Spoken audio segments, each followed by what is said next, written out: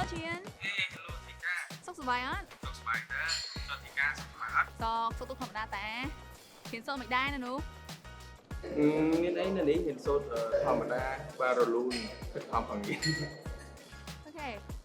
យាយថាស្រុកយើងអភិវឌ្ឍខ្លាំងណាស់ណាពេលយូរមកវិញយូរដល់ផ្សេងហ្មង ទៅThikaអាចមានអី information share ឲ្យមកខ្ញុំដើម្បីខ្ញុំបានមើលពីប្រទេសជាតិយើង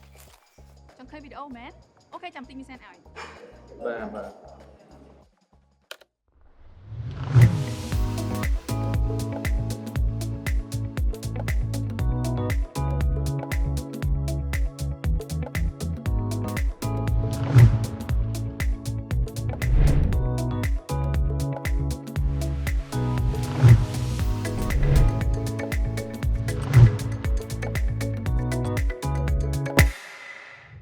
ដែរlâu vậy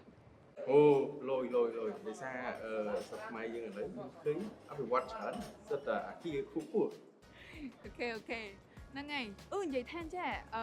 វ៉ាន់ដាក៏មាន concert នៅប៉ារីសថ្ងៃទី1ខែ12នៅសាផ្ទៃយ៉ាយូរទៅត្រូវអត់ ទៅតាThikaខ្ញុំទិញសម្បត្តិហើយឥឡូវខ្ញុំកំពុងតែចាំដល់ថ្ងៃទៅខ្ញុំ exciting មែនតើចង់ជួប idol យើងយូរអី ហ្នឹងហើយអូខេនិយាយថាមានរបបតិចណាប៉ុណ្្នឹងសិនទេណាអូខេ take care bye bye